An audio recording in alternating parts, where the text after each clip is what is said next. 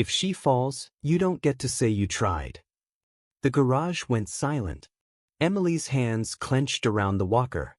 The rubber tips squeaked against cracked concrete. Her knees shook inside the metal. Ryan didn't answer. He studied the straps. The angle. The way the braces forced her weight to fight itself. "You're a mechanic," Laura said. "Not a doctor." Ryan slid 2 fingers under the calf pad. There wasn't room. "I'm not promising anything," he said. Emily swallowed. "Monsieur, please." Laura hesitated. 5 minutes. Ryan loosened one strap. The buckle snapped. Emily shifted. The braces lagged. Her right leg buckled inward. Laura lunged. Ryan caught the walker, not her. The metal held. Barely. Ryan looked up. "It's not her." For the first time, Laura listened. Ryan crossed to his workbench and cleared space with one sweep. Tools clanged, echoing off tin walls. He grabbed a flashlight and knelt again. "Emily," he said, "can I look closer?" She nodded, cheeks flushed, jaw set. Ryan angled the light along the inner brace. The hinge sat a hair off center, forcing torque into her knee with every inch she moved. The calf plate was mounted too high. Pressure points. Leverage. Basic mistakes. "They built it pretty," Ryan murmured. "Not right." Laura's posture sharpened. "Those were custom. Designed by the best." Ryan didn't look up. "Does it hurt here?" He tapped the edge of the pad without touching skin. Emily's nod was small. "All the time." "And here?" His finger hovered over the shin strap. "That one burns," she whispered. Laura's breath caught. She'd paid for experts. She'd never asked where the pain lived. Ryan sat back on his heels. "The alignment's wrong," he said. "The joints are too stiff. The weight's fighting her." Laura's lips parted. The word wrong didn't fit in her world. "You're saying they failed," she said. Ryan's gaze finally met hers. "Steady. I'm saying it's fixable." Emily stared at him, hope trying to surface and afraid to. "Fixable how?" Ryan glanced toward the back shelves, scrap aluminum, old shocks, bins of hardware. His floor was cracked. His tools were worn. But motion was motion. Metal didn't lie. "I can rebuild parts of it," he said. "Lighter. Smoother. Correct the angles." Laura's laugh came out sharp with panic. "You want to experiment on my daughter." Ryan nodded once, like he'd expected the word.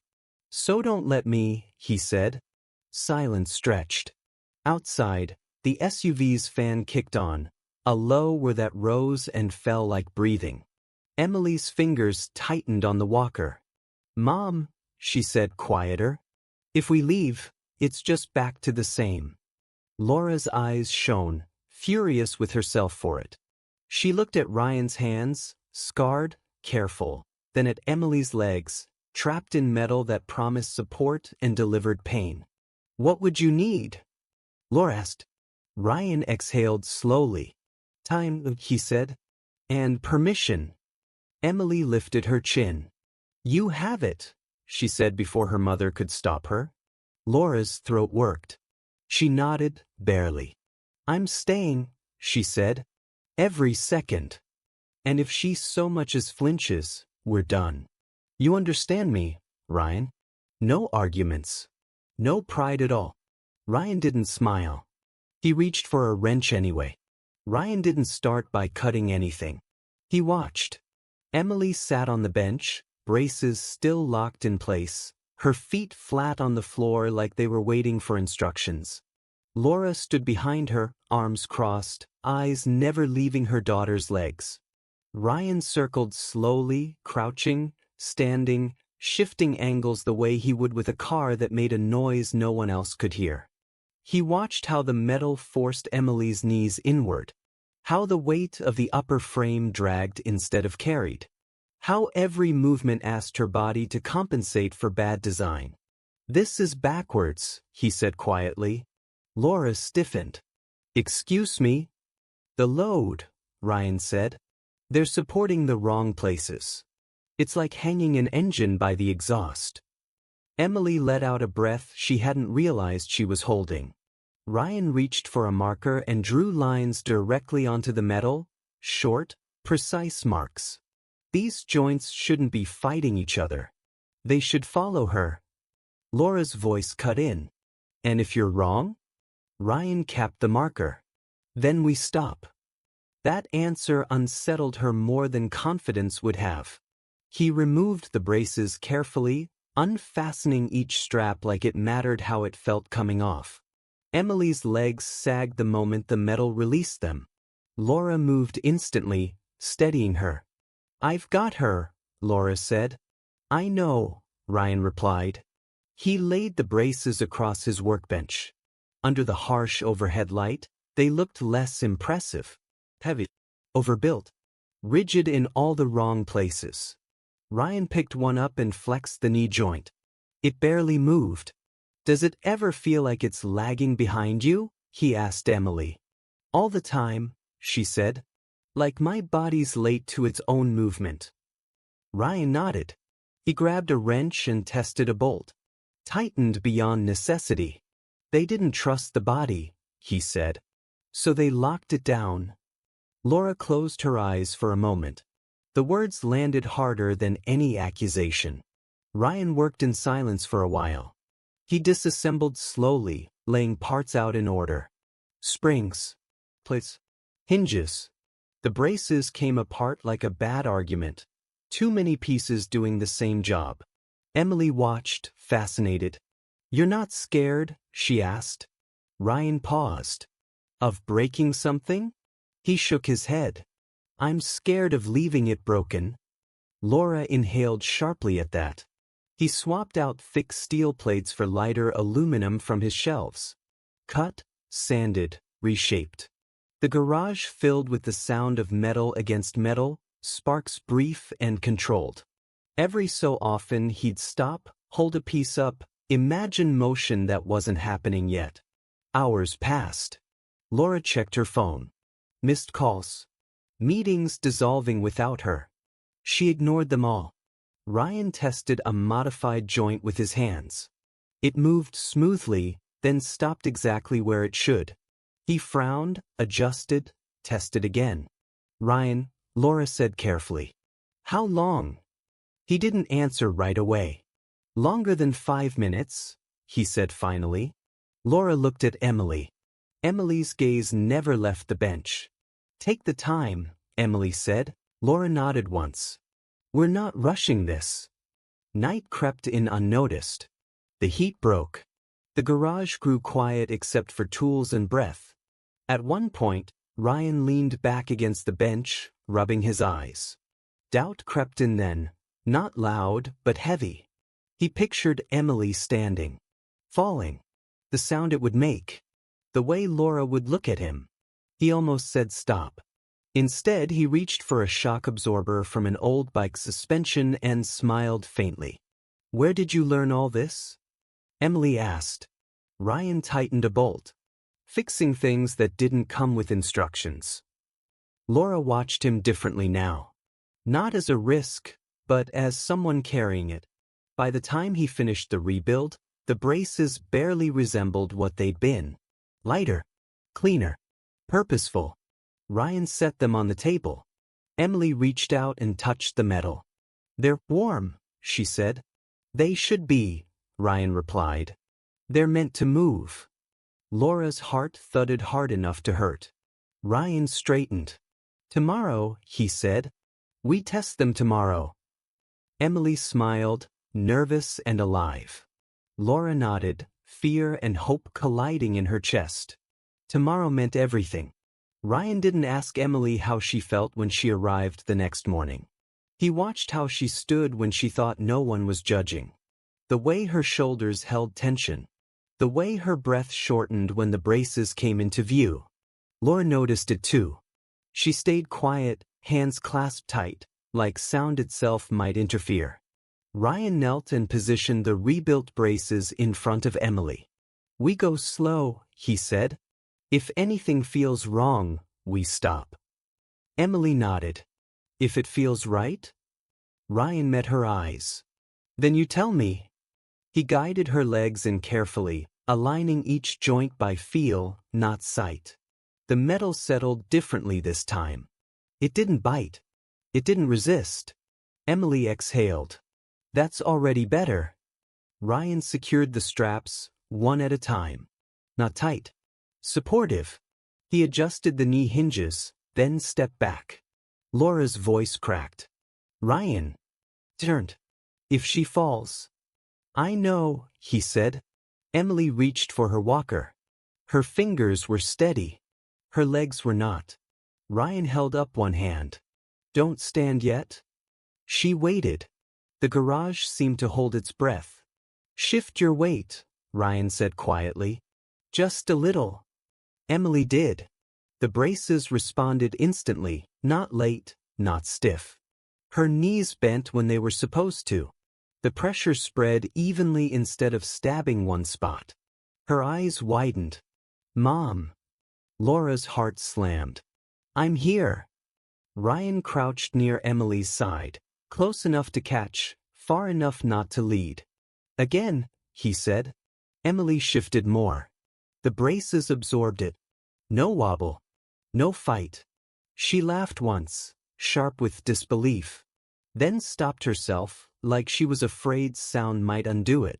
Stand, Ryan said. Emily pushed down on the walker. For a split second, nothing happened.